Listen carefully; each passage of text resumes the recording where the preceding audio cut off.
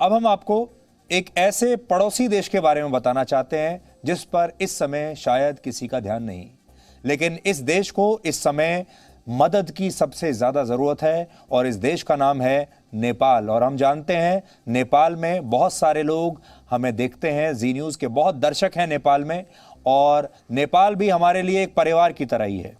नेपाल में corona virus की वजह से मौजूदा हालात बहुत ख़राब हैं। हालात का अंदाज़ा आप इस बात से लगा सकते हैं कि नेपाल के प्रधानमंत्री केपी शर्मा ओली ने ब्रिटेन के एक अखबार में लेख लिखकर पूरी दुनिया से नेपाल के लिए मदद मांगी है।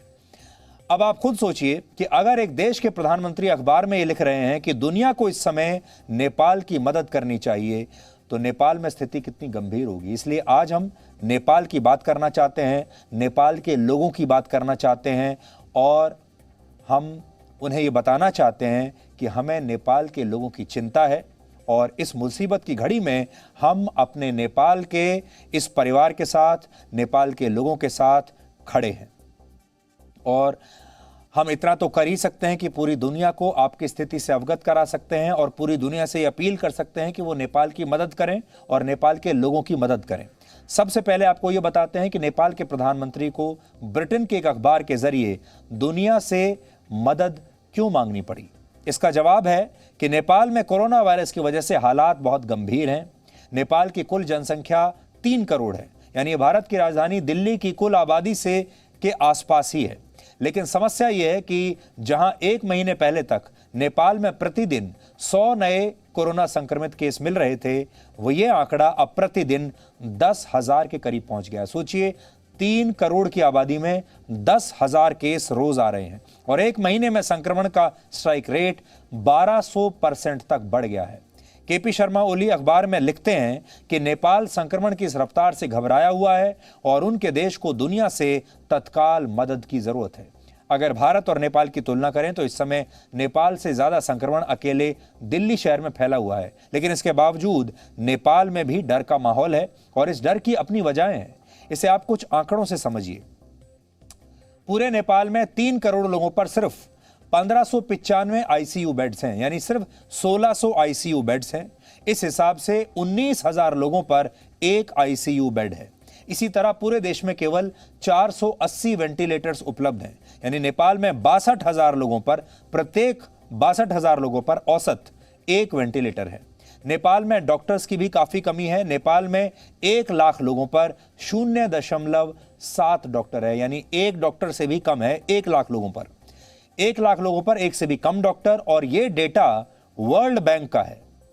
ये जो आंकड़े हम आपको बता रहे हैं वर्ल्ड बैंक के आंकड़ों से लेकर बता रहे हैं। नेपाल के 77 में से 22 जिलों में अस्पतालों में बेड्स की भारी कमी है, और ये वो जिले हैं जहां संक्रमण अगर तेजी से फैला तो लोगों को अस्पतालों में इलाज ही नहीं मिल पाएगा और हजारों लोग बिना इलाज के ही दम तोड़ देंगे। और फिलहाल इस तरह की स्थितियां वहां पर बनने लगी हैं।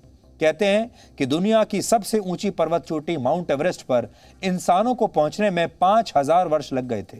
वर्ष 1953 में पहली बार मशहूर पर्वतारोही एडमंड हिलरी और तेंजिंग नोर्गे ने माउंट एवरेस्ट को फतेह किया था, लेकिन कोरोना वायरस ने यह कामयाबी सिर्फ 1 साल में ही हासिल कर ली है। और आप जानते हैं कि अब माउंट एवरेस्ट की चढ़ाई में कुल 17 लोग संक्रमित हुए हैं, यानी ये जो संक्रमण है कोरोना वायरस का, ये माउंट एवरेस्ट तक पहुंच गया है। आपको याद होगा, मैं कुछ महीनों पहले मैं वहां गया था माउंट एवरेस्ट तक, और हमने आपको वहां से एक रिपोर्ट दिखाई थी। अब ये कोरोना वायरस वहां तक पहुंच गया है।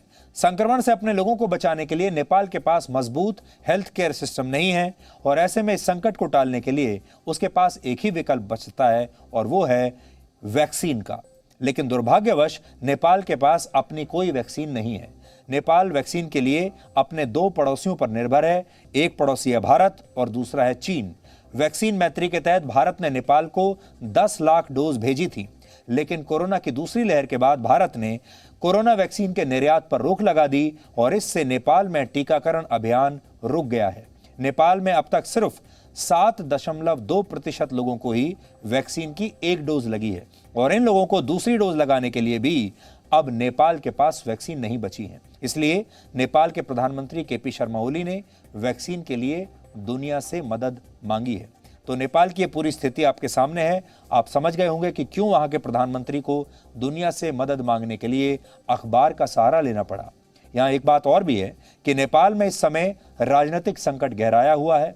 पिछले दिनों केपी शर्मा ओली नेपाल की संसद में बहुमत साबित नहीं कर पाए थे, बहुमत उन्होंने खो दिया है। और इस राजनीतिक अस्थिरता के माहौल के बीच कोरोना का संकट गहराया हुआ है। यानी नेपाल में एक ऐसी सरकार चल रही है जिसके पास बहुमत नहीं है, फैसले लेने का पूरा अधिकार उसके पास नहीं है। यह सबसे खराब समय है किसी भी अस्थिर सरकार के लिए। किसी भी देश में ऐसे समय में अगर कोई अस्थिर सरकार हो तो फिर उस देश की मुसीबतें और बढ़ जाती हैं, और नेपाल में भी इस समय यही हो रहा है।